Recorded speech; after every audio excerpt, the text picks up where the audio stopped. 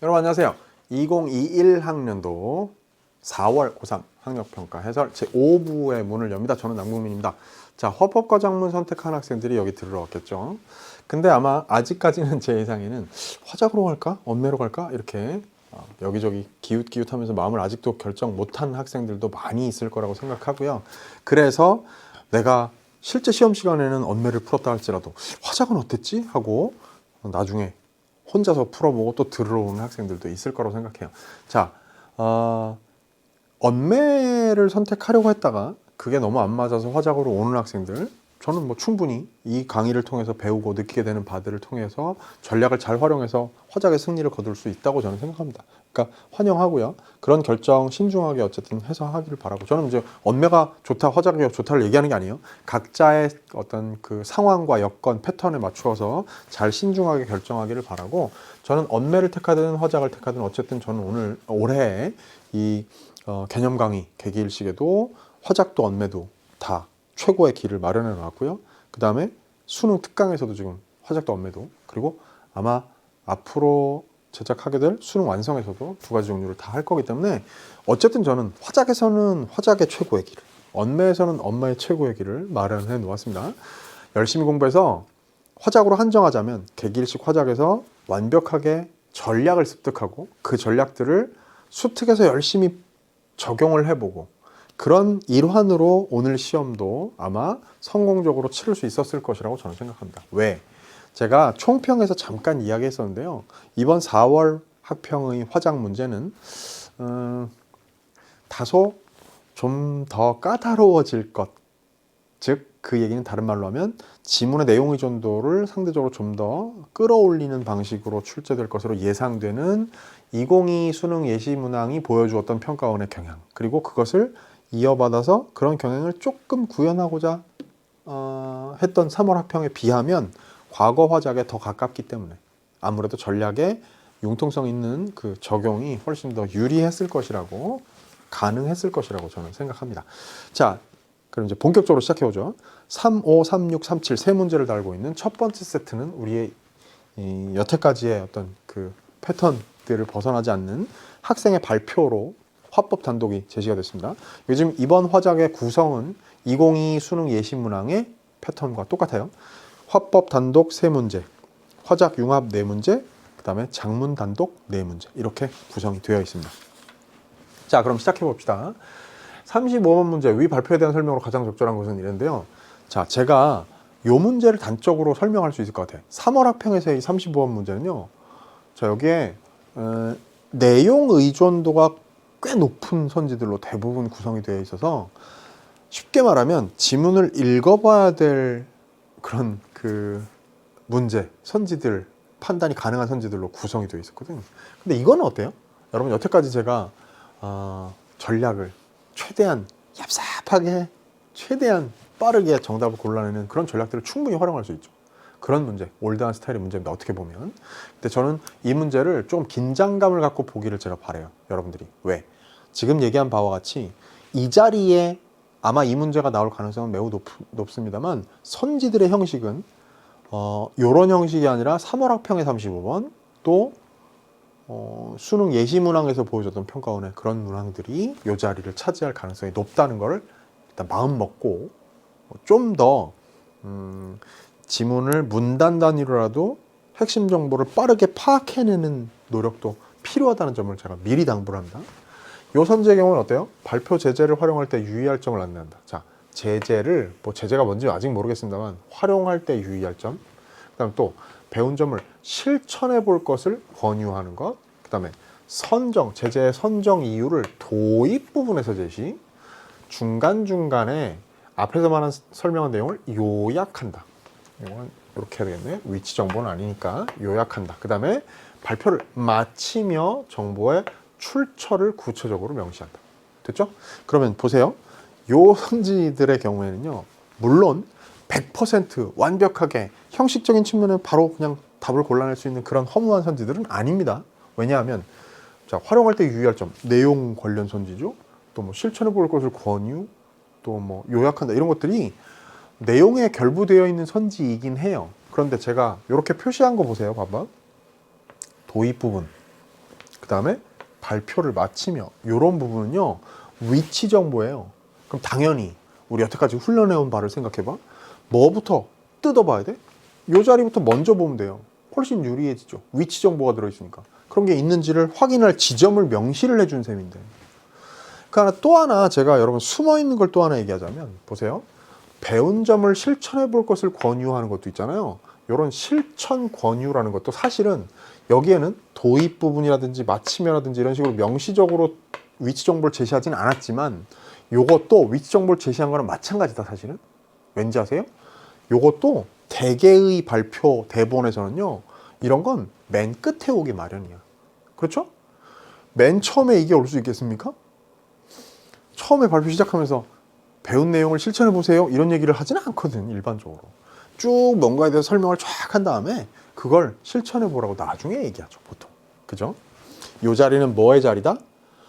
일반적으로 일상생활에서 우리가 꽤 접할 수 있고 접해 본 적 있고 뭐 또 궁금하기도 한데 깊이는 원래 잘 모르고 있던, 누구나 뭐 자세히는 모르는 정보를 이 출제하는 선생님이 조사를 열심히 해가지고 심도 있는 정보를 여기다 제시하는 발표 혹은 전문가 강연으로 이 자리가 지문이 구성된다.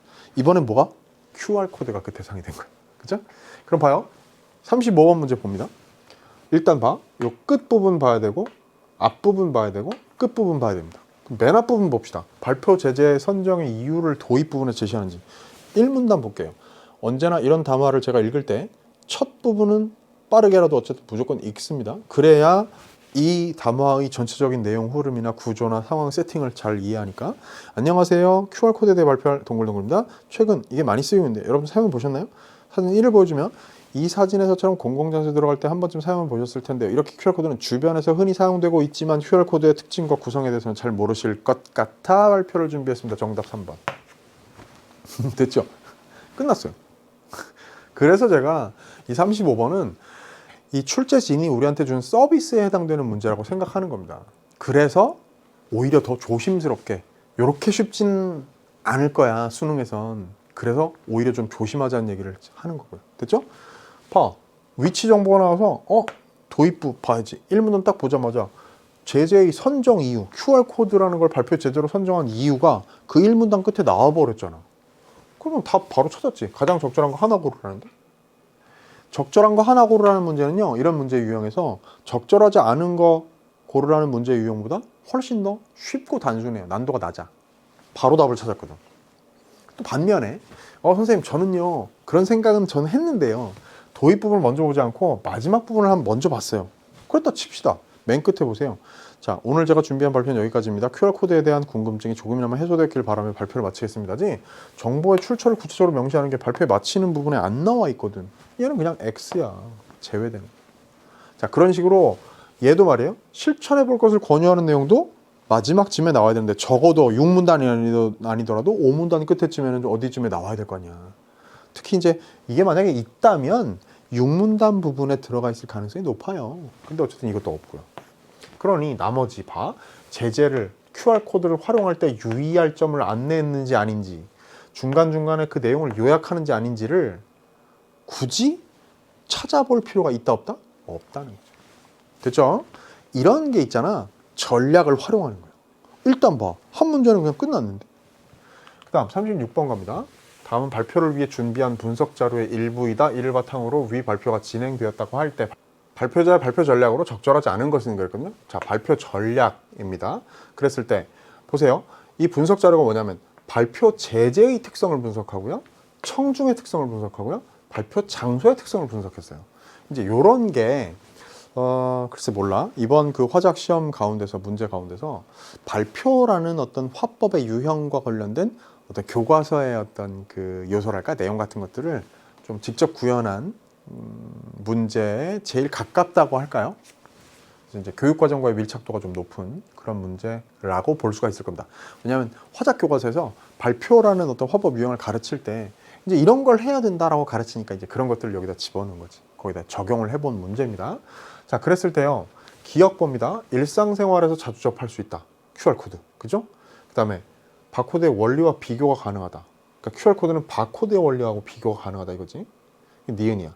그 다음에 디귿, QR코드의 용도를 궁금해한다는 게 청중의 특성이고 QR코드가 어떻게 구성되어 있는지를 모른다는 게 청중의 특성 분석입니다. 그 다음에 교실 구조상 자료 화면이 뒤쪽까지 잘 보이지 않을 수도 있기 때문에 발표 장소라는 건 그런 특성을 지니고 있기 때문에 그러면 자료 화면을 어떻게 뭐 확대를 한다든지 뭐 이런 게 나오겠죠. 그죠? 뒤에는 안 보이시죠? 더 크게 보여드릴게요. 뭐 이런 게 있을 거 아니에요. 자, 요점 일상생활에서 QR코드를 자주 접할 수 있다는 점을 고려하여 일상생활 속에서 QR코드가 흔히 사용되고 있다는 것을 보여주기 위해 사진 1을 활용했다 그랬습니다. 요게요, 봐봐. 이 선지들이 다 사진 1을 활용한다, 표를 활용한다, 뭐 동영상을 활용한다 이런 식으로 돼 있죠. 요것들이 말이야 이 문제에서 중요한 조회 지점이 되는 거고 힌트가 되는 거고 요령을 여러분들이 부릴 지점이 되는 거야. 뭐냐? 사진 1이라는 게요, 괄호 안에 들어가 있겠지.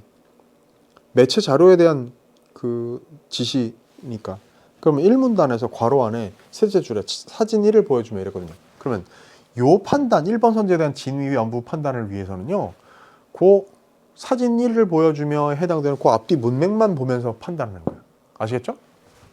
봐라, 여러분도 사용해 보셨나요? 사진을 보여주면 이 사진에서처럼 많이 사용해 보셨을 텐데요. 이렇게 됐어. 그러면 이거 지금 띵동댕 맞았네요. 맞죠?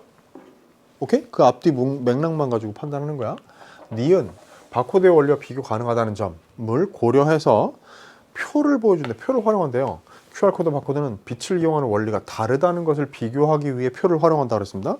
그러면 거기 표에 있는 이 문단에 그 둘째 줄에 표를 보여주며 있잖아요. 그죠? 그러니까 그 괄호를 일단 찾아가지고 거기서 표가 있으니까 그 자리를 갑니다. 그래가지고 그 앞뒤를 볼게요. QR코드는 명암에 따라 빛의 반사량이 다르다는 원리가 이용된다는 점에서 바코드와 유사합니다. 표를 보여주며, 하지만 표에 제시된 것처럼 바코드가 가로로 된 1차원적 구성이기 때문에 주로 간단한 숫자 정보만을 담을 수 있는 것과 달리 QR코드는 가로와 세로로 2차원적 구성이에요. 오, 그럼 봐. 빛을 이용하는 원리는 다르지 않지. 유사하다고 했지. 이 표의 역할은 이 원리가 다르다는 걸 설명하는 게 아니고 뭐 1차원적 구성인지 2차원적 구성인지에 관한 걸 보여주기 위해서 표를 제시한 거잖아. 답이 2번이네. 고맙네요. 일찍 답이 나와줘서. 그럼 사실 실전에서, 이거 오늘 실전으로 여러분 본 거잖아요. 그럼 사실 3, 4, 5번은 볼 필요도 없는 거야. 맞죠? 근데 이제 우리는 풀이를 해봅시다. 자, 디귿을 고려하라 그랬는데 QR코드의 용도를 궁금해한 거거든요. 거기에서 뭐? 동영상이 어디 있는지 보세요. 거기 이 문단의 밑에 셋째 줄 봅니다. 동영상을 보여주며 있잖아요. 그죠? 그럼 보세요. 자, 요 용도를 궁금해함. 자, QR코드의 다양한 용도를 알려주기 위해 동영상을 활용하는데, 동영상 뒤에 보니까요, 보신 것처럼 QR코드는 상품 홍보, 결제, 웹사이트 연결 등의 다양한 용도로 활용되고 있고, 맞네. 다양한 용도를 알려주는 거. 그러기 위해서 동영상 제시한 거 맞네요. 자료를 어떻게 활용했냐를 가지고 문제를 만든 거예요. 그럼 이 문제는 사실 봐요. 발표 전략을 이렇게 뭐 그 사전 계획을 세우면서 특성들을 발표 제재, 청중, 발표 장소의 특성을 분석한 걸 매개로 한 문제지만 사실 실질적으로 이 문제의 풀이의 핵심에 있는 건 요 지점들이야. 여기를 빨리 찾아서 해당되는 앞뒤 문맥만 고려를 해가지고 답을 골라야 되는 거예요. 2번 답으로 골랐죠. 자, 4번 가볼까요? 리을을 고려하여. 그런데 리을이 어디 있는가 하면요, 여기 QR코드가 어떻게 구성되는지 모른다. 그래서 사진 3을 활용한대요. QR코드 구성에 대해 설명하기 위해 사진 2와 사진 3을 활용한대요. 자, 봅니다. 사진 2는 어디 있어요? 3문단에 있네. 다음은 QR코드의 구성에 대해 설명하겠습니다. 사진 2를 보여주면서 뭐 이런 게 뭐죠? 하나하나가 다 모듈입니다. 확대하여 보여주면. 그러면서 뭐라 했나? 뒤에 계신 분들 잘 보이시나요? 안 보이시는 분이 있다고 하니 확대해 보여드리겠습니다. 사진 2를 확대하며. 잘 보이시죠? 이런 모듈로 구성된 QR코드는 인코드화 영역과 기능 패턴으로 구분할 수 있습니다. 이랬거든요. 그럼 봐요. QR코드 구성에 대해서 설명하기 위해서 사진 2를 제시한 건 맞고요. 사진 3은 어디 있는가 보세요. 5문단 둘째 줄 사진 3을 제시하며 보세요. 기능 패턴들에 대해 설명하겠습니다 하면서 여기 QR코드 상단으로 쪼쪼쪼. 그럼 봐. 2도 3도 QR코드 구성에 대해서 설명하는데 활용된 거 맞네요. 그지? 5번 볼까? 미음을 고려하여. 즉 교실 구조. 뒤쪽에 화면이 안 보일 수도 있어. 그러니까 사진 2를 통해 가지고 아까 뭐 했어? 크기를 조절하는 거, 확대해서 보여주는 거 나왔었죠. 맞는 얘기야. 5번도. 오케이? 그러면 이 36번 문제에서 2번 선지만 그 표의 용도에 관해서 잘못 설명을 하고 있으니까, 그리고 애초에 그 원리도 다르다는 것을 비교하는 게 아니기 때문에, 원리도 다르지도 않고, 그죠? 그렇기 때문에 36번 답을 2번으로 고를 수가 있다는 겁니다. 다시 한번 정리합니다. 이렇게 발표를 사전에 분석을 통해 가지고 자료를 준비하는 이게 이제 발표의 어떤 준비 과정에 해당되는 교육 과정에서 다루게 되는 요소이고, 이 문제 실질적으로 문제 해결의 키가 되는 지점들은 이런 자리를 찾아가서 그 앞뒤 맥락만 파악하는 것이다 라는 점을 꼭꼭꼭 기억하시라는 거예요. 됐죠? 자, 37번 갑니다. 사실 이 문제는요, 37번 문제는요, 다소 귀찮고 어려운 문제예요. 왜냐? 내용 의존도가 상대적으로 가장 높은 문제에 해당되기 때문입니다. 즉, 무슨 얘기냐? 여기 지금 A에 해당되는 건 여기 지금 이거 내용을 파악한 바탕 위에서 얘기하자면 기능 패턴들 가운데서 요 A가 위치 탐지 패턴에 해당됩니다. 자, 요게 A가 위치 탐지 패턴이고요. 여러분 읽어봤으니까 알 테지만, 그 다음에 요 B에 해당되는 게 타이밍 패턴이야. 그쵸? 그 다음에 C에 해당되는 건 정렬 패턴이라고 합니다. 그치? 그 다음에 D는요, 그냥 모듈, 하나의 모듈을 가리킨 거예요. 맞지? 근데 이제 이거는 사실 봐요. 이건 어떻게 보면 비문학 독서랑 동일한 거야. 그러니까 뭐 그거보다 독서에 비하면 상대적으로 되게 간단한 정보가 담겨 있긴 한데요. 지문 안에, 즉 발표 대본 안에 담겨 있는 발표자가 조사해서 가져온 정보가 제시된 부분을 찾아가지고 거기에 적어도 한두 문단의 내용들은 요 보기 자료에다가 이렇게 적어 놓는 일을 해야만 판단이 가능하다는 거죠. 그러니까 혹시 적어 놓지 않았더라도 선지를 해당되는 정보하고 비교 대조해 가지고 정보의 진위 여부를 판단해야 풀 수 있는 문제라는 거야. 그래서 사실은 이 문제가 난도가 꽤 높을 수도 있는 문제예요. 난도와 별개로 기본적으로는 되게 귀찮게 만드는 문제죠. 시간을 잡아먹기 때문에. 아시겠죠?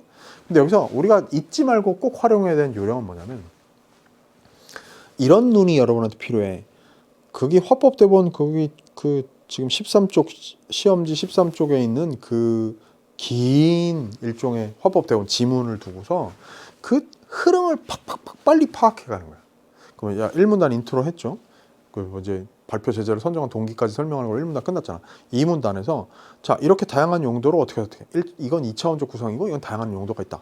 장악했으면 3문단 가서 모듈이 무엇이고, 그다음에 이렇게 둘로 나누어서 구분해서 인코드화 영역하고 기능 패턴으로 구분할 수 있다는 게 3문단 마지막에 나와 있고, 그러면서 4문단 가가지고요, 인코드화 영역이라는 게 정보가 담긴 모듈들로 구성되어 있다라고 했고, 모듈 수가 늘어나면 더 많은 정보를 담을 수 있고 QR코드의 크기도 커진다는 거죠.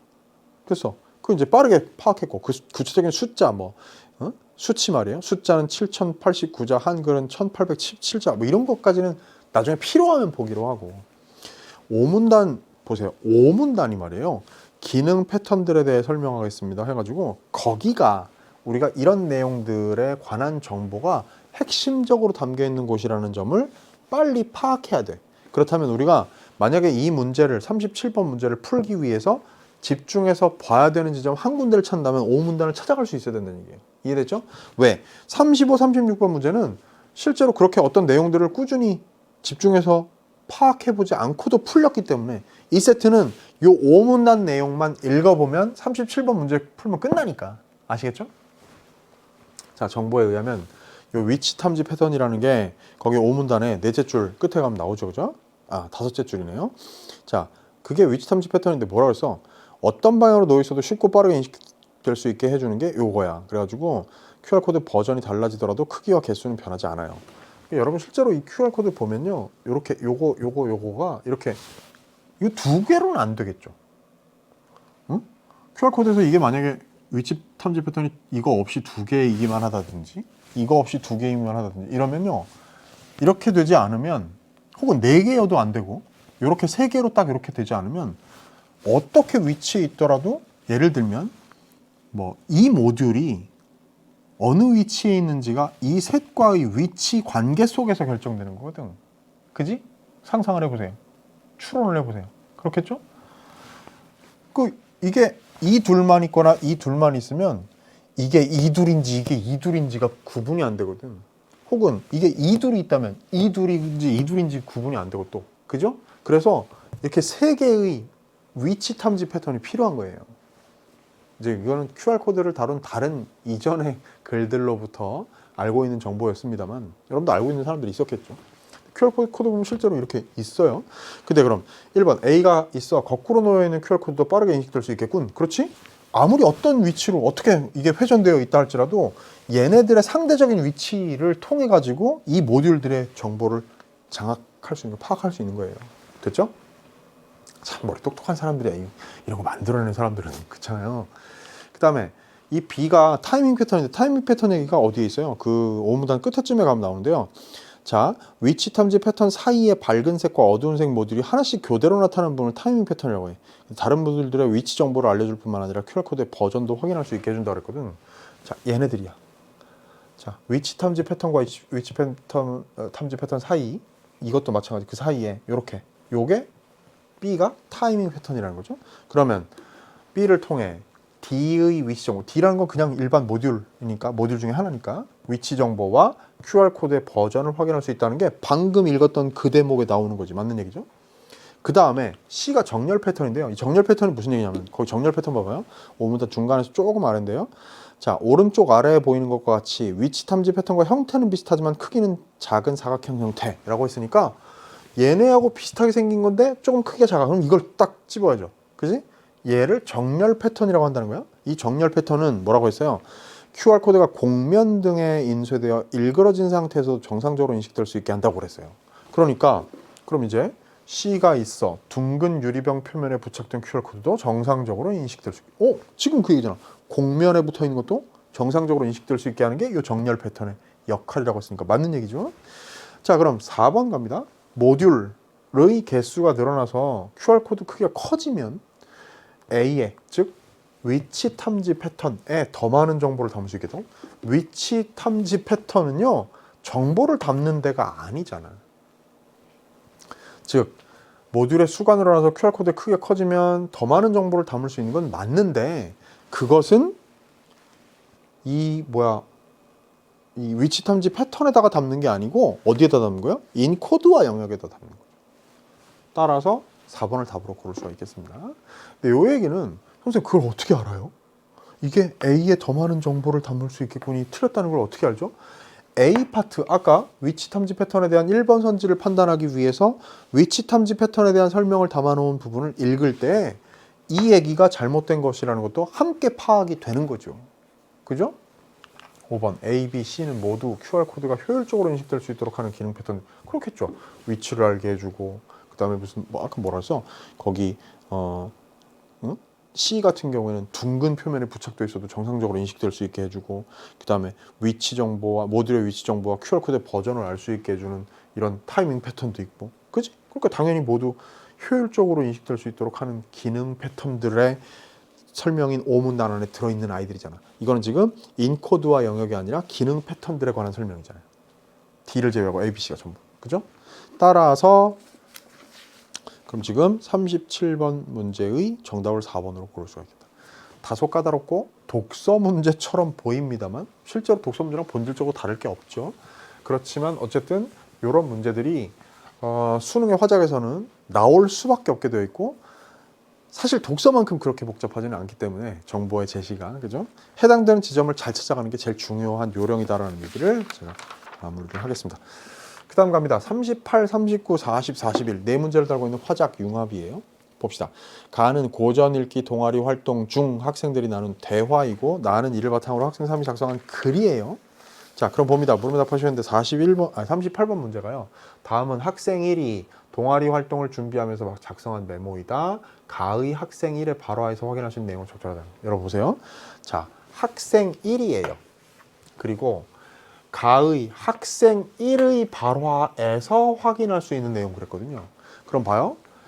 자, 제가 이런 얘기 했는데요. 이게 지금 고전 읽기 동아리 활동에서 학생 1은 그 동아리 회장이야. 그래서 이건 지금 일종의 토의랄까요? 이런 걸 지금 하고 있는 건데, 얘네들이 이런 그 담화를 할 때 이걸 이끌어 나가는 리더가 있는 이런 담화는요, 리더의 말을 중심으로 한번 딱 먼저 그거부터, 즉 이런 경우에 학생 1의 발언을 먼저 빡빡 봐두는 게 제일 좋다고 여러 차례 얘기했습니다. 여러 차원에서 이 득이 있다고 얘기했어요. 그 직접적이고 가장 강렬한 득이 어디 있는 가 바로 이런 문제예요. 이렇게 리더의 발화에서 확인할 수 있는 내용을 직접 묻는 문제. 그럼 이거는 이 선지 판단 자체가 지금 얘기한 그 리더의 발화, 학생 1의 발화를 점검하는 것하고 긴밀하게 연관이 있죠. 더군다나 시작, 진행, 마무리니까 요 흐름 자체가 뭐예요? 정보 제시 순서 아니에요. 맞죠? 그럼 봐. 1번, 2번 선지를 첫 부분에서 확인하고 그 다음에 어디 있어? 진행 과정에서 3번, 4번 선지를 중간에 있는 학생 1의 발화에서 확인하고 그 다음에 5번 선지를 맨 끝에 나오는 학생 1의 발화에서 확인하면 되는 거 아니겠어요? 이렇게 친절하고 고마운 문제가 어디 있습니까? 그리고 이 문제를 풀게 되면요. 덤으로 이 전체 발화의 흐름, 아니, 담화의 흐름 자체에 대해서 대충 감도 생겨요. 왜? 리더 역할은 그런 거거든. 끌고 나가는 사람은. 자, 보세요. 학생 1, 지난번 모임에서 오늘은 홍길동전과 영웅이라는 주제로 이야기하기로 했잖아. 우선 한 명씩 차례대로 이야기해보자. 학생 1을 가리키면 먼저 이야기해볼래? 그럼 봐요. 지난 활동에서 결정된 주제 환기하기. 딩동댕 나왔다. 적절하지 않은 거 고르라 했으니까 답이 될 수가 없어. 발언자의 순서를 지정했죠. 학생 2를 가리키면서 너 먼저 말해보라고. 그럼 벌써 2개나 확인됐어. 하나 읽었는데. 그죠? 그러고 났더니 학생 2가 뭐라고 얘기하겠지. 학생 3도 뭐라고 얘기했어. 학생 2가 다시 얘기하고 학생 3 다시 얘기합니다. 이거는 이따가 A, B에 대한 설명할 때 다시 봐야 되거든 어차피. 그건 안 읽을 수 없어 39번 문제는. 그러니까 그건 이따 보기로 하고 그 다음 학생 1에 그 다음 바라보세요. 즉 A 바로 아래에 있는 바라봅니다. 다른 사람을 돕는다는 점에서 홍길동에게 영웅적인 면모가 있다는 것은 둘 다 인정하지만 그를 진정한 영웅으로 볼 수 있는지에 대해서는 서로 생각이 다르구나. 대화의 내용 정리했죠? 확인됐네. 그럼 지금부터는 진정한 영웅이 어떤 사람이어야 하는지에 대해 이야기해보자. 학생 3을 가리키면 이번엔 네가 먼저 얘기해볼래? 자, 발언자의 순서 지정하기 또 나왔어. 그죠? 그랬더니 학생 3이 뭐라고 얘기하겠지? 학생 2가 또 뭐라고 얘기할 겁니다. 그랬더니 그 다음 학생 1의 발언 볼까요? 리더의 발언. 너희가 생각하는 진정한 영웅은 사회적 규범 안에서 정당한 방법으로 정의를 실현한다는 입장과 사회적 액자를 돕는다는 목적을 더욱 중요하게 여긴다는 입장으로 나뉘는구나. 대화의 내용 정리했죠. 그래서 4번이 아니라는 걸 또 한 번 확인했습니다. 근데 여기서 제가 지금 대충 흘려 읽었습니다만 여러분 지금 이 과정에서 여러분이 하나 중요하게 얻어서 이렇게 손에 쥐고 있을 정보가 있어요. 지금 여기 내용을 정리했다는 얘기는요. 우리가 건너뛴 A나 B에 속해 있는 학생 2와 3이 서로 나누는 의견에 관한 얘기가 지금 방금 제가 룰루루루 읽은 대목에서 정리가 되어 있다는 얘기예요. 그럼 우리는 39번에서 A, B를 읽어야 되겠지만 그 읽을 때 기초 작업을 덤으로 얻고 들어가는 거라고. 기초 정보를. 아시겠죠? 자, 그랬더니 이제 입장으로 나뉘는구나. 혹시 더 할 말 있어? 했더니 학생 2도 3도 뭐라고 더 할 말이 있겠지. 더 했어. 그랬더니 학생 1이 그러면 오늘 나눈 이야기를 바탕으로 홍길동전과 우리 시대의 영웅이라는 주제로 글을 써서 다음 모임 때 발표해보자. 다음 모임의 활동 내용 제안하기. 나왔어. 답은 뭐야? 답은 3번. 아시겠죠? 사례를 제시하여 다양한 생각을 유도하는 건 동아리 활동을 진행하는 리더가 할 만한 일이지만 여기서 이해는 안 했어요. 됐죠? 그럼 봐. 뼈대를 진행자의, 리더의 말을 통해서 잡는 게 이토록 큰 도움이 됐습니다. 39번 문제 갑니다. A, B에 대한 설명으로 가장 적절한 거 하나 고르래요. 이 문제는 절대로 가장 적절한 거 하나 고르라고 하지 절대로 적절하지 않은 걸 고르라고 나오지는 않는다고 제가 여러 차례 얘기했습니다. 그럼 이거는요. 봐요. 이 문제를 제가 화작 융합에서 제일 조심해야 될 문제라고 여러 번 얘기했죠. 왜? 이거는 문제 자체는 되게 쉬워요. 근데 이거를 덤벙덤벙 요령 발휘하면서 풀겠다고 너무 지나치게 까불다가 이거 틀리고 와서 집에서 땅을 치면서 운다고. 그러지 말라고 절대. 아시겠죠? 시간 써야 된다. 이 문제는요. 다른 데서 실컷 요령 피우고요. 이 문제는 전공법으로 푸세요. 자, 그런데 보십시다. A 부분을 먼저 볼게요. 왜냐하면 봐. 여기에 A의 어쩌고저쩌고, A의 어쩌고저쩌고, B의 어쩌고저쩌고, AB, AB 이렇게 나오니까 요 두 개는요. A를 읽고선 판단해보고 B는 요것만 읽고 판단해보는 거야. 그러니까 B만 읽고 요거 3번에 대해서 판단해보는 거야. 자, 그럼 가봅니다. A에서 학생 2가 말이에요. 당대 대다수의 사람들은 힘없는 사람들 편에 서서 부정부패한 세력에 저항하는 소설 속 홍길동을 진정한 영웅이라고 생각하지 않았을까? 그러니까 그를 도적이 아닌 의적이라고 불렀던 것이겠지. 그리고 지금까지 홍길동전이 고전으로 읽히는 것도 그런 홍길동의 행동이 시대를 초월해서 많은 사람들에게 지지를 얻어서라고 생각해 라고 했어요. 그럼 봐요. 1번 선지봅니다. 질문을 통해 질문 던졌죠. 그러니까 뭐냐면 거기에 생각하지 않았을까? 라고 얘기했어. 근데 그것은 꼭 답을 얻기 위한 질문은 아니에요. 자기 생각을 드러내는 그런 일종의 수사의문문에 해당되는 거죠, 사실은. 근데 질문을 통해 학생 3의 견해에 대한 자신의 이해가 정확한지를 확인한 건 아니잖아. 그런 질문을 던진 의문문이 아니죠, 그죠? 그러니까 1번 땡. 됐죠? 그 다음에 A의 학생 3은 그럼 이제 아직 안 읽은 3이 나오네요. 물론 많은 사람들은 권력층의 부당한 횡포를 지지하고 불의에 맞서 싸우는 홍길동의 영웅적인 모습을 응원했겠지. 하지만 법 또한 사회 구성원 모두가 지켜야 할 약속이라는 점에서 본다면 법을 어긴 홍길동의 행동은 진정한 영웅의 모습이라고 볼 수는 없을 것 같아. 그럼 봐요. 자신의 의견을 뒷받침하는 권위자의 말을 인용한 건 안 나왔거든 지금. 맞죠? 그러니까 2번도 탈락. 됐죠? 그럼 이제 봐봐. A에 관해서 4번, 5번 선지에서 해놓은 부분 봅시다. A의 학생 2가 이제 요건 아직 안 읽었고요. 객관적인 자료를 제시하면서 자신의 의견이 지닌 타당성을 부각했는지에 대해서는 일단 판단을 해야 되겠다. A 지금 읽은 데서 학생 2가 말이에요. 객관적인 근거를 제시하면서 타당성을 부각했다는 건 맞을 수 있어요. 왜냐하면 거기에는 예를 들면 무슨 구체적인 수치였나 무슨 설문조사 자료 이런 걸 제시했다는 게 아니고 그것도 일종의 객관적인 자료라고 할 수도 있겠지. 넓은 범주에서. 뭐냐면 사람들이 도적이라고 안 하고 의적이라고 불렀던 거, 홍길동을. 뭐 그걸 이제 근거라고 자료라고 보기에는 어렵습니다만 어쨌든 최대한 넓게 이해해가지고 그렇다고 볼 수도 있다 쳐. 그럼 이제 이거는 아직까지 A에 관한 진술만으로는 얘가 답이 될 가능성이 아직 살아있는 거네. 그죠?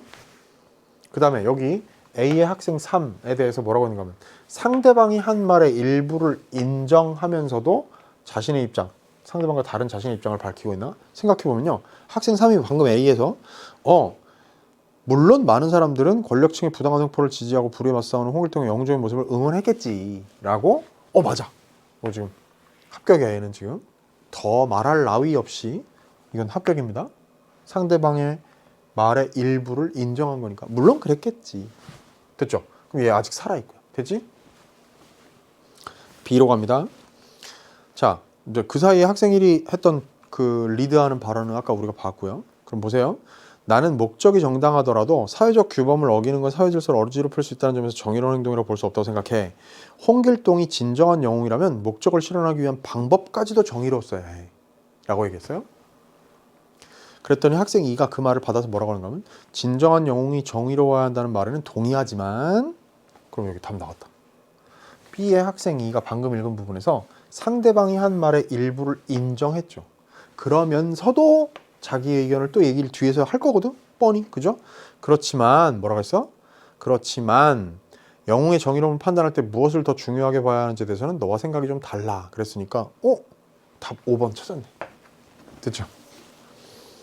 나는 홍길동의 행동이 사회규범에 어긋났더라도 사회적 약자를 돕기 위한 불가피한 선택이었다면 용기 있는 그의 행동은 정의로웠다고 생각해 라고 얘기했으니까 5번이 딱 답으로 나왔고요. 나머지 생각해 볼까요? 자, 4번 선지에서 B의 학생 3은 그러면 B에서는 먼저 말한 아이입니다. 객관적인 자료를 제시하면서 타당성을 부각한 게 거기는 없죠. 거기 지금 객관적인 자료가 어디 제시됐어? 이게 틀렸어요. 아무리 이걸 인정해 준다 할지라도 이 부분에서 틀렸으니까 답이 될 수가 없겠네요. 그 다음에 B의 학생 2는 발생할 수 있는 문제 상황을 예측하면서 학생 3이 제시한 정보 적합성 의문제 아니요? 여기 그런 이런 게 어디 있어요? 그지? 그러니까 요 선지들은 지금 이렇게 봐요. 그래도 그나마 되게 복잡하게 놓고 A, B의 범위를 되게 넓게 잡고 등장인물을 학생 2와 3 두 명으로 안 제시하고 막 3명, 4명까지 제시한 그런 복잡한 문제들에 비하면 이 문제 유형 가운데는 되게 단순한 문제입니다. 그나마 쉬운 문제예요. 자, 그랬을 때 이 선지 판단 어떻게 한다? A 읽고 해당되는 선지, B 읽고 해당되는 선지 진위 판단해가지고 답을 골라내는 걸 최대한 빠르게 하시라. 어쨌든 그 방법밖에 없다는 겁니다. 요거 시간 써야 되는 문제라고 다시 한번 강조합니다. 자, 그럼 이제 헛번 문제가 끝났고요. 장문으로 가죠. 40번, 41번 문제가 아마도 많은 학생들이 가장 어렵게 여겼을 겁니다. 왜냐하면 제가 총평에서 얘기했던 근거가 좀 숨어있는 것처럼 보이는 문제들에 해당되기 때문이에요. 그래서 살짝 난도가 높아. 그럼 여러분 왜 그런지 생각해 보자고요. 학생 3이 가를 바탕으로 세운 글쓰기 계획 중 나에 반영되지 않은 것은 그랬거든요. 그럼 봅시다. 이런 문제의 선지들은요. 이렇게 돼 있어. 가에서 언급되지 않았던, 가에서 언급된, 가에서 언급된, 가에서 언급되지 않은, 가에서 언급된, 그죠? 일단 요것들이 팩트 체크의 대상이야. 다소 좀 치사한 면이 있지만 여기를 틀리게 만들어 가지고 답이 도출되는 문제들도 간혹 있습니다. 즉 예를 들면 뒤에 나오는 게 뭐 맞는 얘기인데 가에서 언급되지 않았던 게 아니라 가에서 그 얘기가 나왔기 때문에 적절하지 않은 걸로 답이 되는 경우가 있다는 얘기야. 예를 들면. 근데 지금 이 문제에서 이런 유형의 문제에서 그 포인트는요. 제가 지금 짚은 이 포인트는 최종적으로 판단해야 되는 대상입니다. 그건 사실은 좀 전공법은 아니기 때문에 다른 걸로 정답지를 만드는 경우들이 일단 많이 있어. 근데 그걸로 안 될 때, 좀 더 꼬아서 내야 될 때 지금 얘기한 최종 하나의 그 고리가 하나 더 있다는 얘기고요. 그럼 이제 봅니다. 미리 체크를 하고 지문을 훑어보는 게 훨씬 빠르겠죠. 봅니다. 영웅의 일반적인 의미를 설명하며, 영웅이란 일반적으로 어떤 사람이다 이런 거죠. 그래서 다른 영웅보다 정의로운 홍길동의 행동을 부각한다. 그렇습니다. 체크 포인트가 두 군데야. 영웅의 일반적인 의미에 대한 얘기가 있는지, 그리고 다른 영웅보다 정의로운 홍길동의 행동에 대한 언급이 있는지. 그러면 상대적으로 다른 영웅들보다 홍길동은 더 정의롭다는 얘기가 이 안에 들어가 있어야 이게 참이 되는 거네요. 그지? 그 다음에 2번 선지역, 홍길동전의 내용을 활용합니다. 그래가지고 불의에 맞서 약자들을 돕는 홍길동의 영웅적인 모습을 제시한다고 하는데, 요거는 사실은 팩트 체크의 대상이 별로 아니겠지. 내용을 활용하면 불의에 맞서 약자들을 돕는 건 당연히 이 내용 안에 들어가 있을 테니까, 뭐 또 그게 영웅적인 모습이라는 것도 당연한 거니까 내용을 언급하는 게 나오는지만 체크를 하면 되는 선지에 해당되겠네. 즉 요거는 그냥 자동적으로 요게 활용되면 따라올 내용에 해당되겠죠, 아마도. 자, 3번 갑니다. 정의로움에 대한 학생 2의 견해에 공감하는지를 봐야 돼요. 학생 3이 쓴 글이니까 학생 2가 정의로움이라는 것은 어떻다라고 가에서 얘기했던 그 주장했던 내용들이 있단 말이야. 거기에 견해에 공감하며 홍길동에 대한 자기의 생각이 달라졌음을 드러낸다 라는 게 있는지 봐야죠. 나는 원래 아까 우리 저기 가에서 봤었지만 법을 어기고 어쨌든 도적질을 한 거니까 이거 정의롭지 못하다고 생각했는데 생각이 달라졌다. 이런 언급이 있는지를 확인해야 되겠습니다. 그 다음에 가에서 언급되지 않은 사례를 제시하며 오늘날의 진정한 영웅의 의미를 구체적으로 밝힌다. 그러면 지금 아까 우리가 A, B를 중심으로 해서 봤던 얘네들의 의견에서는 나오지 않았던 사례들을 통해서 오늘날의 진정한 영웅 언급이 나오는 걸 봐야죠. 그 다음에 자, 내용을 정리하며 홍길동의 영웅적인 면모와 진정한 영웅에 대해 생각해 볼 수 있었다는 활동의 의의를, 자, 결국엔 봐. 홍길동의 영웅적인 면모, 그 다음에 진정한 영웅에 대해 생각해 볼 수 있었다는 활동의 의의를 강조하는 내용이 있는가를 봐야 되겠습니다. 자, 체크 포인트 머릿속에 넣었죠? 한번 훑어본 것으로 됐습니다. 그럼 이제 확인을 하는 시간으로 가보도록 하죠. 1문단입니다. 문단 단위 스캔. 우리 시대의 진정한 영웅은 누구인가? 라는 제목에서 1문단에서 영웅이라고 하면 어쩌고저쩌고 떠올릴 것이다. 그럼 이거 오 좋았어. 일반적인 의미가 딱 나왔네요. 그죠? 그러고 나서 다른 영웅보다 정의로운 홍길동의 행동에 대해서 나오는 행동에 대해서 부각된 내용이 있는가를 연달아 나오는지를 본단 말이야. 자, 우리에게 익숙한 홍길동의 주인공 역시 비범한 능력을 발휘하여 부정부패한 권력층의 재물을 빼앗아 가난한 백성들을 구제하는 등 불의에 맞서 의적 활동을 펼쳐 영웅의 대명사로 손꼽히겠죠. 보셨어요? 다시 한번 1번 선지가 맞는지를 판단하려면 생각해봐요. 영웅의 일반적인 의미를 설명하는 건 나 그래서 상상해보자. 영웅이란 일반적으로 어떤 사람들을 의미한다는 얘기가 이 글 맨 끝에 오는 게 자연스럽습니까? 아니겠죠. 우리 시대의 진정한 영웅은 누구인가를 얘기할 때 맨 앞부분에서 이런 얘기는 해줘야 돼요. 실제로 있네요. 그럼 이 1번 선지는 어떻게 되어 있는가 하면 그거를 설명하며 다른 영웅보다 정의로운 홍길동의 행동을 부각한다는 것, 이게 같이 달라붙어서 여기 뒤에 바로 이어져야 되는 거 아니겠어? 그럼 1문단의 내용을 보건대 이러이러한 그 홍길동의 행방에 관한 얘기, 즉 이제 내용을 활용해서 얘가 이런 일을 했다는, 요건 지금 2번이 동시에 확인됐어요. 1문단원에서 나오면서 홍길동이 영웅의 대명사로 손꼽히고 있다고 했지, 다른 영웅보다 정의로운, 비교에 의해서 얘가 최고고 나머지보다 더 정의롭다고 얘기를 한 건 없단 말이야. 그래서 답이 1번. 자, 2문단 갑니다. 하지만 나는 아쉬운 점이 있다고 생각했다야. 왜냐하면 얘는 법을 어겼으니까. 그러나 중간쯤 가면 친구들과 대화를 나누고 보니 불가피하게 어쩌고저쩌고 이런 정의로운 판단하는데 중요하다는 걸 깨닫게 진정한 영웅을 생각하게 됐어요. 그럼 봐. 이 학생이 의 견해에 공감하면서 생각이 달라졌음을 드러내는 게 방금 나왔죠. 오케이? 자, 3문단 갑니다. 그렇다면 소설이 아닌 현대사회 속에서 진정한 영웅은 어떤 사람들일까? 어쩌죠. 거기에 쭉 보다 보니까 뭐라고 써? 재난 현장 같은 위기의 상황에서 자신보다 다른 사람의 목숨 먼저 구해주는 분들의 희생이나 전염병이 발생했을 때 감염의 위험을 무릅쓰고 다른 사람의 생명을 돌보는 분들의 봉사. 와. 그러면 이 얘기 나왔네요? 됐지? 아까 그런 얘기는 가에는 안 나왔었는데 나왔으니까 4번 확인됐잖아. 그 다음에 5번 선지 봅니다. 지금 아까 내용, 영웅 진정한 영웅에 대해 생각할 수 있는 활동의 의의를 강조하는. 보세요. 이런 의의를 강조하는 건 어디에 나와야 되겠어? 글의 맨 처음에 나와요? 맨 끝에 나오는 게 맞는 거죠. 그러니까 맨 끝에 가니까 어떻게 돼? 자, 이번 동아리 활동은 이런 걸 되었다. 아이, 좋다. 금방 확인되지. 그죠? 그러니까 빠르게 확인해도 돼. 내용을 꼼꼼히 읽을 필요는 없습니다. 설렁설렁 읽되 꼭 필요한 건 놓치지 않으면 돼요. 자, 1번 선지 틀렸다. 다른 영웅보다 더 정의롭다는 얘기는 안 했으니까. 정의로운 범주 안에 넣을 수 있다고 했지.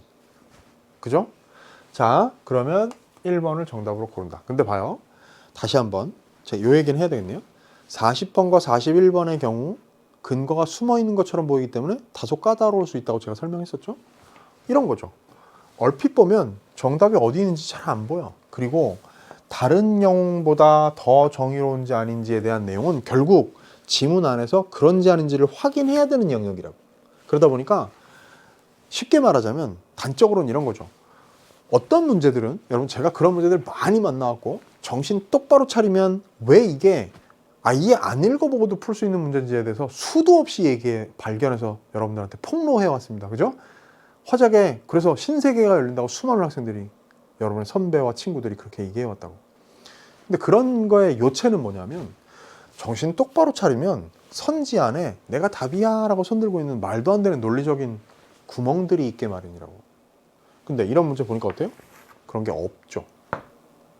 지문 안에 해당되는 내용들을 확인해 봐야 되는 그런 근거가 숨어 있는 문제에 해당됩니다. 40번이 그랬는데요. 41번도 마찬가지. 자, 어떻게 보면 41번이 좀 더 그런 측면이 더 강한데 생각해 봅니다. 다음은 나의 마지막 문단의 초고이다. 이를 고쳐 쓰기 위해 학생들이 조언한 내용 중 반영되지 않은 것은 그랬거든요. 그럼 이건 뭐야? before가 요거고요. after가 4문단, 마지막 문단이야. 현재 지문 안에서, 나에서. 그러면 before, after를 문장 단위로 비교해야 되겠지. 맞죠? 그럼 봅니다. 이번 동아리, 자, before부터 볼게요. 이번 동아리 활동은 홍길동 전과 영웅에 관한 대화를 나누며 홍길동의 영웅적 면모와 진정한 영웅에 대해 함께 생각해 볼 수 있는 좋은 기회였다. 애프터 4문단의 첫 문장을 봅니다. 이번 동아리 활동 홍길동 전과 영웅에 관한 대화를 나누며 홍길동의 영웅적 면모와 진정한 영웅에 대해 함께 생각해 볼 수 있는 좋은 기회였다. 이게 지금 아까 봤던 40번 문제 5번 선지의 정답의 근거이기도 한 거고요. before, after에 큰 차이가 없어요. 눈에 안 띄는데, 그죠? 그 다음 봅니다. 고전을 읽으면 현대문학을 이해하는 데에도 도움이 된다. 이 얘기가 왜 나와? 딱 느낌 와야지. 얘는 뭐? 삭제해야 돼. 왜? 통일성을 해쳐요. 불필요한 문장이죠. 그지? 그러니까 봐. after의 두 번째 문장은 그게 아니죠. 뭐? 나아가서 이러고 이게 삭제돼 버렸어. 맞죠? 사라져 버렸다고. 왜 사라졌을까? 분량 줄이려고? 아니, 불필요한 문장이라서. 고전 읽기가 현대문학의 이해에 도움이 된다는 게 여기 이 맥락은 왜 필요해요? 홍길동을 통해 가지고 진정한 영웅의 의미를 생각해 보는데 이게 왜 나옵니까? 자, 따라서 애프터를 보세요. 나아가서 우리 시대의 진정한 영웅은 어려움에 처한 사람을 위해 기꺼이 희생을 받아들이고 봉사할 수 있는 사람들이라는 생각을 하게 되었고, 이러한 우리 주변의 진정한 영웅들에게 응원과 감사의 마음을 전해야겠다고 다짐하게 되었다로 두 번째 문장으로 그냥 끝나버리는데 애프터가. 그럼 봐봐, 이제 이 뒤랑 비교해야 되겠네요. 우리 시대의 진정한 영웅은 어려움에 처한 사람을 위해 기꺼이 희생을 받아들이고 수용하는 사람이라는 생각을 하게 되었고, 자, before에서 말이에요. 여기가 이상하다? 여러분 그거 느껴져요? 받아들인다, 수용한다라는 말은 의미가 중복돼. 그러니까 이렇게 다 쓸 필요 없다고. 둘 중에 한 번만 쓰면 되지. 희생을 수용하고 희생을 받아들이고 둘 중에 하나만 쓰면 되는 거야. 그러니까 요거 얘기가 나올 테고요. 그래서 거기에 애프터에 보니까 진정한 영웅은 어려움에 처한 사람을 위해 기꺼이 희생을 받아들이고 하면서 요 수용하고가 사라져버렸네요. 그죠? 수용하는 이라는 말이 사라져버린 거야. 그 다음 또 하나, 거기에 지금 보다시피 봉사할 수 있는 사람이라고, 여기에 지금 요게 사라지는 대신 수용하는 이라는 거 대신 뭐라 써? 봉사할 수 있는 사람이라는 식으로 바뀌었거든. 그러면 없는 내용이 추가가 됐네, 애프터에서. 맞죠? 하게 되었고, 그 다음 뭐예요? 마지막에 봅니다. 이러한 우리 주변의 진정한 영웅들에게 응원과 감사의 마음을 갖게 되었다가 응원과 감사의 마음을 전해야겠다고 다짐하게 되었다로 바뀌었다고. 맞죠? 그럼 요 부분은 갖게 되었다가 전해야겠다고 다짐하게 되었다로 바뀌었습니다. 됐지? 그럼 체크 포인트가 하나 없어졌고, 둘 요거 수용하다 없어졌고, 셋 뭐가 추가됐고, 넷 마지막에 어떻게 바뀌었고. 됐네요. 그러면 반영되지 않은 것 골라봐라 했을 때 하나가 답이 오지선다니까 하나 튀어나오고 있네. 1번 의미가 중복되어 사용된 어휘 중 하나를 삭제하는 건 어때? 자, 받아들이고 수용하다를 받아들이다로 하나만 썼으니까 수용하다를 삭제했으니까 딩동댕. 2번 주제에서 벗어나 통일성을 해치는 문장을 삭제하는 것이 어때? 딩동댕. 요거 아까 쓸데없는 문장. 3번 너의 생각이 확장되었음을 드러낼 수 있는 단어를 추가하는 건 어때? 그런데요, 거기에 뭐가 있는가 하면 나아가서라는 말이 있어. 그러니까 생각의 확장을 명시적으로 언급한 게 before에는 없었는데 after에 생겼단 말이야. 4문단 셋째 줄. 그러니까 맞는 얘기죠. 4번. 아니 5번부터 할게. 제목과 관련해 앞문단에서 제시한 너의 생각이 정확히 드러나도록 누락된 내용을 찾아 추가하는 건 어때? 그 누락된 내용이라는 게 봉사할 수 있는, 즉 희생을 받아들이고 또 한 가지 더 봉사할 수 있는 사람, 요게 이제 영웅이 갖춰야 될 면모 중에 하나라는 거죠. 그럼 5번 맞아. 근데 4번 볼까요? 글을 읽는 사람들에게 내가 결심한 내용에 동참할 것을 촉구하면서 마무리하는 건 어때요? 자, 마무리에 관한 얘기입니다. 자, 요거네요. 응원과 감사의 마음을 갖게 되었다를 응원과 감사의 마음을 전해야겠다고 다짐하게 되었다로 바뀌었는데, 이게 결심한 내용에 동참할 것을 촉구하는 마무리로 바뀐 겁니까? 아니죠. 만약에 그게 예를 들면, 자, 애프터가 말이에요. 마지막에 응원과 감사의 마음을 전해야겠다고 다짐하게 되었는데 너도 이 글을 읽으면 나랑 거기 함께 하자. 너도 우리 함께 이 사람들에게 감사와 응원의 마음을 전하자. 이런 걸로 막 동참할 것을 촉구하는 내용이 들어있다면 모르겠으나, 지금 이거 그게 아니잖아. 자기가 그런 다짐을 하게 됐다는 걸로 그냥 끝났는데 어떻게 이게 동참할 것을 촉구하는 내용이겠냐고. 답이 4번이지. 오케이, 아시겠죠? before, after. 근데 다시 한번 마무리하고 끝냅니다. 이 41번 문제 또한 근본적으로는 사실 말도 안 되는 건데, 마음을 전해야겠다고 다짐하게 되었다가 동참할 것을 촉구하는 게 전혀 아님에도 불구하고, 예를 들면 이런 선지들이 헷갈릴 수 있어요. 3번 같이 확장되었음을 드러낼 수 있는 단어가 추가되었는가? 그게 그 근거가 되는 건 나아가서 같은 거거든요. 그런 게 슬쩍 들어가 있는데 그게 생각의 확장을 지칭하는 그런 의미 역할을 담당하는 말이라는 걸 파악하는 게 쉽지 않을 수 있어. 순간적으로. 그래서 요거 답지 곤란한 게 그렇게 만만치는 않았을 거라는 얘기. 이해되셨죠? 그래서 여러분들이 아마 이 문제를 조금 까다롭게 느꼈을 수도 있다는 겁니다. 그리고 또 뭐 예를 들면 여기에 아까 얘기했다시피 2번 선지 있잖아요. 주제에서 벗어나 통일성을 해치는 문장을 삭제하는 거. 요런 문장이 쓱 사라진 것에 대해서 이게 주제에서 벗어나서 통일성을 해치는 문장이냐 아니냐에 대한 판단 같은 것들도요. 문단 전체의 주제, 글 전체의 주제와 견주어서 그것이 저런 문장에 해당되는지 아닌지를 여러분들이 판단할 수 있는 그런 능력이 꼭 필요해요. 그러니까 그런 거 잘 할 수 있어야 되겠다라는 이야기입니다. 또 역시 5번도 있잖아요. 그지? 이렇게 봐. 너의 생각이 정확히 드러나는 도록 누락된 내용이라고 했는데 요 부분 요게 자 받아들이고 수용하는 에서 요게 두 개 중복되어 있던 의미에서 하나를 사라지게 만들었다는 걸 삭제했다는 것은 1번 선지와 관련해서 금방 판단을 해. 그런데 여기에 슬쩍 애프터에 이런 말이 끼워져 들어가 있었다. 그것을 판단해 가지고 5번 선지가 있네, 맞네, 그러니까 얘는 답이 될 수 없네 라는 판단을 하기가 쉽지 않았을 수 있다. 왜? 그 근거 이런 말들이 애프터에서 슬쩍 녹아 들어가 있어. 숨어 있다는 얘기죠. 쉽게 얘기하면 눈에 명확하게 잘 띄는 그 선지들로 구성되어 있는 문제가 아니더라는 거예요. 아시겠죠? 좋았어. 유의하기 바랍니다. 그 다음 42, 3, 4, 5 장문독 단독 문제가 나와 있네요. 42, 45번은 세트문들 보세요. 교지에 실린 조사 보고서의 일부이고 나는 가를 참고해 학교 신문에 쓴 글이다 그랬습니다. 보세요. 가는 수면에 대한 우리 학교 학생들의 인식과 실태 조사예요. 그 다음에 나는 뭐야? 그것을 참고해, 그 조사 보고서를 참고해 가지고 학교 신문에다가 글을 썼어. 그럼 교지에 실린 조사 보고서를 보고 학교 신문에다가 글을 썼습니다. 됐죠? 그러면 42번 문제인데요. 다음은 가를 쓰기 위한 계획의 일부이다. 가에 반영되지 않은 것은 그랬거든요. 자, 요게 조사 계획서예요. 근데 이 조사 계획서는 예를 들면 1. 서론, 2. 본론, 3. 결론. 그 다음에 2 본론 중에는 1. 수면에 대한 인식, 2. 수면 실태 이런 식으로 어떤 그 제목들이 달려 있기 때문에 그 구성 단위를 어디에서 확인해야 되는지 이 선지들을 그 구조를 한눈에 볼 수 있어서 해당되는 부분을 찾아가서 선지 판단을 하면 되는 유리한 점이 있습니다. 조사보고서의 이 문종의 경우는요. 생각해 볼게요. 자, 설문조사 계획 그랬는데요. 그 이제 서론 한번 보자고. 최근 사회적으로 수면의 중요성이 대두되고 있다. 이에 우리 학교 학생들 전체를 대상으로 수면에 대한 인식 및 수면의 실태를 설문지를 통해 조사하였다. 설문조사는 이제 됐다. 이렇게 했습니다. 그럼 보세요.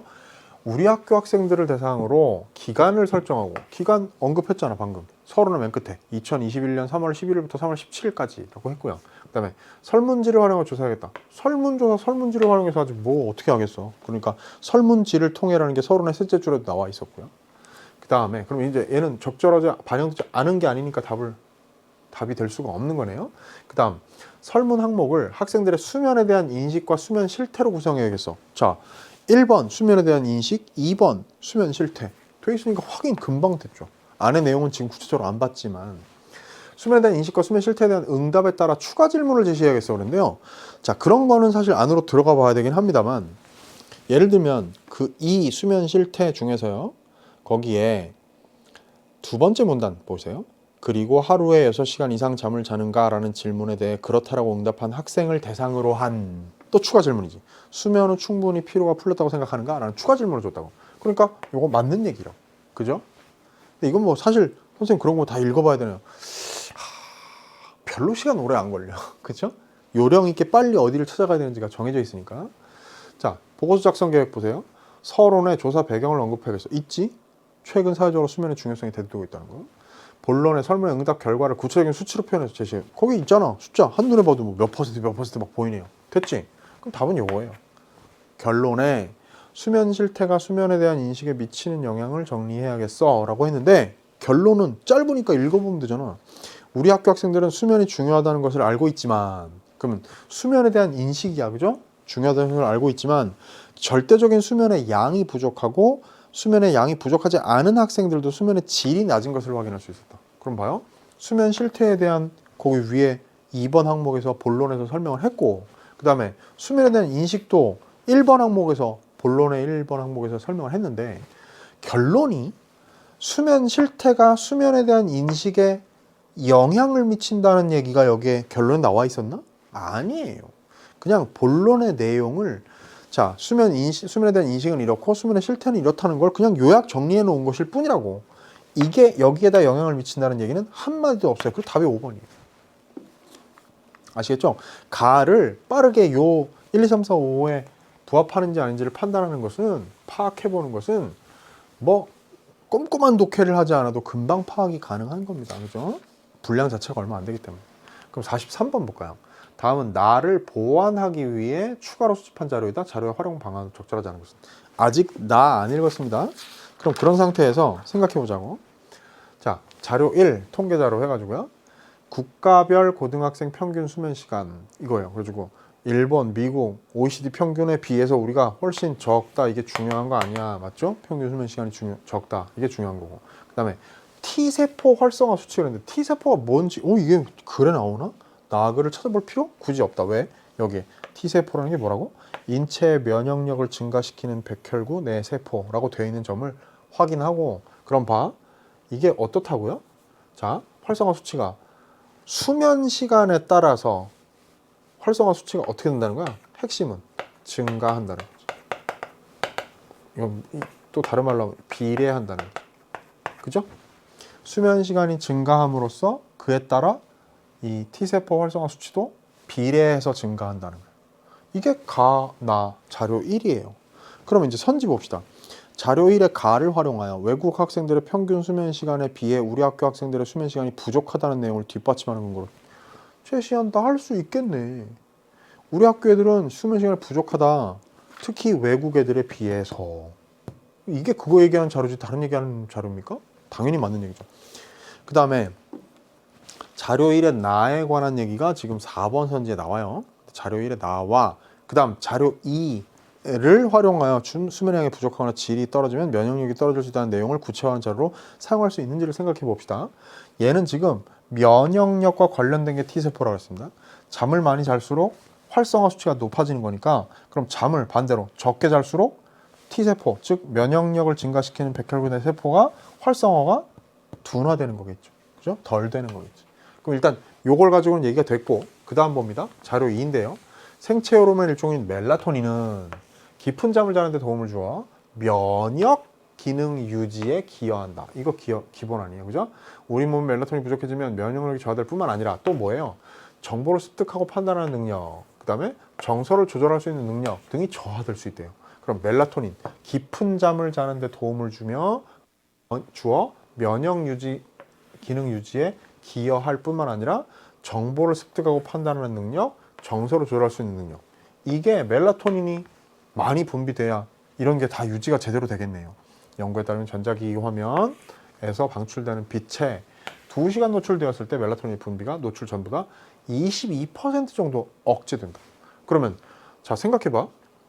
단순히 생각해도 이런 추론이 가능하겠네. 자, 전자기기를 보느라고 스마트폰 같은 거 막 빛에 2시간 노출되면 멜라토닌이 22% 정도나 분비가 억제되고 그럼 그게 부족하면 자 깊은 잠 못 자게 되고 면역 기능 유지 저하될 테고 습득하고 판단하는 능력과 정보를 그 다음에 정서를 조절할 수 있는 능력 등이 다 저하되는 거예요. 무시무시하네요. 그죠? 그러면 4번 선지 자료 1에 나와 자료 2를 활용하여 수면의 양이 부족하거나 질이 떨어지면 면역력이 떨어질 수 있다는 내용을 구체화한 자료. 자, 여기 면역력 얘기 나왔죠? 그 다음에 앞에서도 여기 다 T세포가 면역력 얘기는 그럼 4번 선지 맞겠네. 그죠? 그 다음 2번 선지도 또 판단해 볼 수 있겠다. 자료 2를 활용하여 멜라토닌 분비량이 빛과 관련이 있으므로 여기 빛, 그죠? 전자기기 화면에서 방출되는 빛, 그죠? 그러니까 수면의 질을 높이기 위해서는 빛을 차단해야 한다는 내용을 뒷받침하는 자료를 제시한다. 당연하지. 차단해야지. 스마트폰 오지 말아야 되고 그 다음에 외부의 조명 같은 거 차단해야 되고 도시의 빛공해 없애야 되고 그런 거입니다. 자, 그럼 이제 자료 3 가볼까요? 자료 3 전문가 인터뷰인데요. 잠을 충분히 자기 위해서는 자기 전에 카페인이 함유된 커피나 에너지 음료 등의 섭취를 삼가야 한대요. 자기 전에 말이야. 카페인은 뇌 활동을 억제하는 물질인 아데노신의 활성을 방해하는데 뇌 활동이 억제되는 물질인 아데노신이 활성화돼야 뇌 활동이 억제되고 잠을 잘 잘 수 있겠지. 근데 그걸 활성을 방해하면 그걸로 인해서 뭐가 돼요? 각성 효과가 나타나게 되고 결국 제 시간에 잠을 못 자게 되는 거야. 그 뿐만 아니라 카페인은 우리가 깊은 수면에 빠지는 시간을 지연시켜요.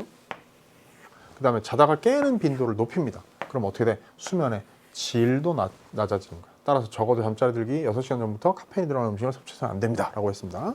그래서 대표적으로 커피 같은 거, 그죠? 그래서 왜 커피 먹으면 잠 못 자는 사람들도 있잖아요. 이것 때문에, 각성 효과 때문입니다. 그러면 선지 3보입니다. 자료 3을 활용하여 충분한 수면 시간을 확보하기 위한 방안으로 자기 전에 카페인이 들어가는 음식을 섭취해서는 안 된다는 내용을 추가한다. 이게 이 내용인데 이 내용을 이걸 활용해서 추가한대요. 맞는 얘기죠. 당연하지. 자료 활용 방안으로 적절하겠네. 그럼 봅니다. 5번 선인데요. 자료 2 아까 이 멜라토닌 얘기한 거고 그다음에 여기 카페인 얘기가 자료 3인데요. 자료 2와 자료 3을 활용하여 수면의 질을 높이기 위해서는 멜라토닌의 분비량을 증가시켜. 좋아. 좋아. 수면의 질 높여야 되고 그러면 이제 멜라토닌 분비량 증가시키면 뭐 어쩌고 근데 그다음 보세요. 각성 효과가 나타나게 해야 한다는 내용을 해결적으로 추가합니다. 무슨 얘기입니까? 무슨 일이고, 그지? 이게 뭐예요? 각성 효과가 나타나면 제 시간에 잠을 못 자게 되는 거고요. 깊은 수면에 빠지는 시간을 지연시키고 자다 깨는 빈도를 높이는 건데 카페인을 섭취하면 각성 효과가 나타나서 잠을 잘 못 잔다는 건데 각성 효과가 나타나게 해야 한다고 말이 안 되는 얘기죠, 그죠? 답을 5번으로 골라야 되겠습니다. 그리고 사실은 이 정도는 뭐 거의 상식적인 판단으로도 그냥 선지만 읽어봐도 각성 효과가 나타난다고? 잠 못 자는데? 이런 생각 바로 들죠, 그죠? 자, 5번 답으로 고르는 건 어렵지 않았을 거고 이 문제의 핵심은 이런 문제 유형에서는요 어떻게 해야 된다고? 각 자료에서 뼈대가 무엇인지 핵심이 무엇인지 빨리 발라내서 그것들이 선지의 논리적인 그 정합성 같은 것들에 도움이 되는지 방해하고 있는지 그런 논리적인 추론이 가능한지 귀결이 가능한지를 판단하는 게 핵심입니다. 됐죠? 자, 44번 문제 갑니다. 조건에 따라 기억을 위한 캠페인 문구를 작성한다고 할 때 가장 적절한 것은 그랬거든요. 기억이 뭐냐면 보세요. 자, 5문단 끝에 보면 학교에서는 수면의 양과 질이 모두 중요하다는 내용을 학생들에게 교육하기 위한 캠페인을 실시해야 한다라는 겁니다. 그럼 보세요. 제시된 교육의 내용 뭐야? 수면의 양과 질 모두 중요하다는 걸 학교에서 교육해야 된다. 이게 교육의 내용을 모두 포함해 이 두 얘기 양과 질 얘기가 둘 다 나와야 돼요. 오케이? 그럼 이게 A 조건이라 칩시다. 그 다음에 비유적 표현을 사용하래요. 그럼 B 조건이라고 쳐볼까요?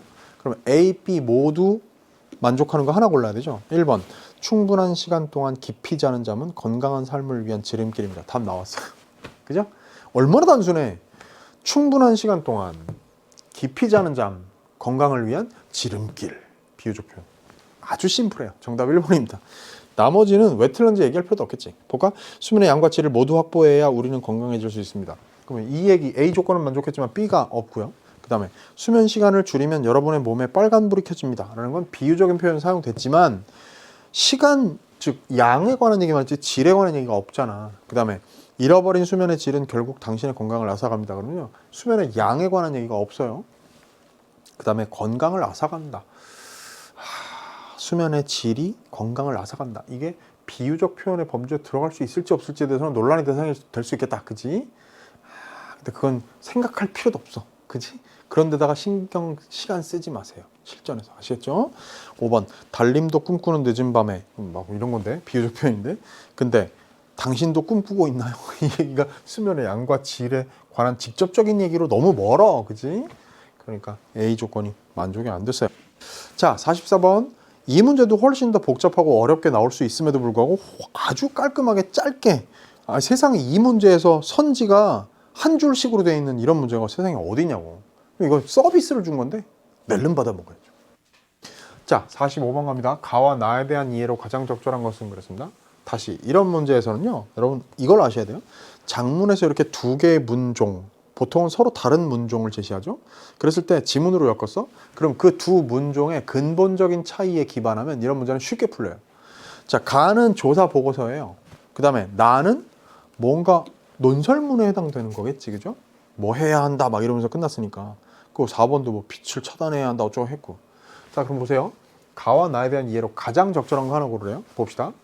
가는 나와 달리 예상 독자에 대한 글쓰기의 당부가 들어갔다. 여러분, 이건 깊이 생각하고 조회해 볼 필요도 없는 거야. 왜? 아니 어떤 조사 결과 보고서가 예상 독자에 대한 글쓴이의 당부가 드러납니까? 조사 결과 보고서는요, 그냥 팩트를 전달하는 글이에요.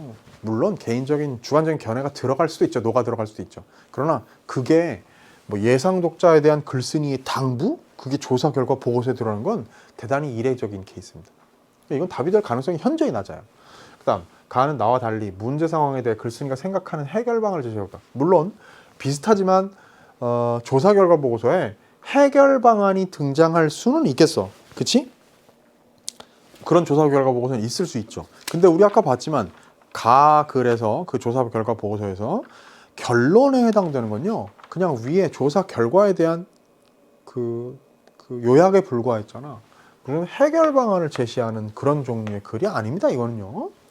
그 다음에 나는 가와 달리 글쓴이의 경험을 구체적으로 밝혀 주제에 대한 독자의 흥미를 유발하고 있다 그랬는데요. 자, 글쓴이의 경험을 조사 결과 보고서에는 안 나오지만 나 같은 글에는 집어넣을 수는 있겠죠. 이거는 팩트 체크 해봐야 되는 선지입니다. 일단 넘어가고, 가와 나는 모두 객관적인 근거를 활용하여 글의 신뢰성을 높이고 있다라는 건요, 생각해보면 가는 당연히 설문조사 결과를 등장시키니까 그걸 활용하니까 객관적인 근거가 활용됐죠. 그 다음에 그럼 이제 이건 합격이야. 나는 어떤가?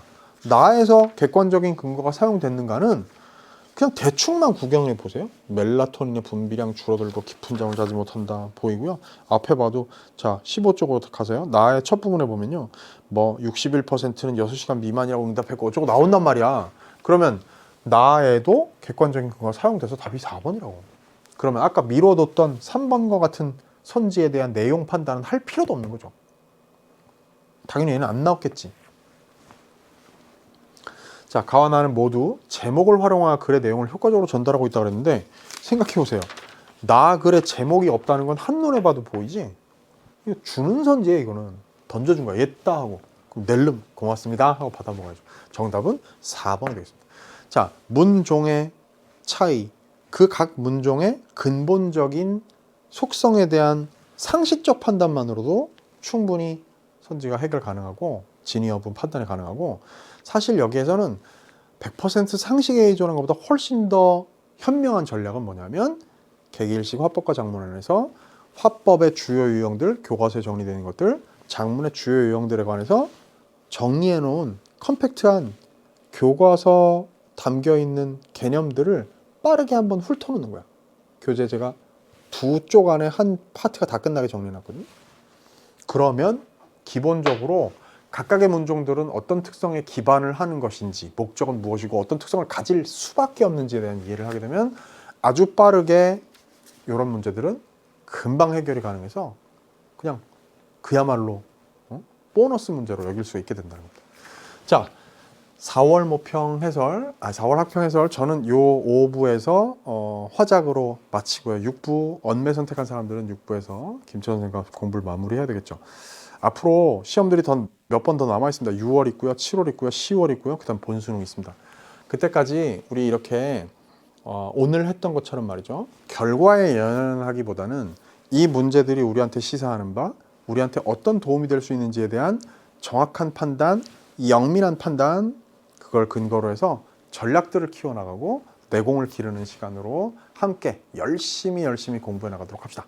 자, 긴 시간 고생 많았고요. 절대 결과 기분 나빠하거나 좌절하지 않기를 신신당부하면서 앞으로의 흔들림 없는 페이스 조절 당부를 하도록 하겠습니다. 자, 고생 많았습니다. 저는 다음번 기회에 또 만나도록 하죠. 안녕.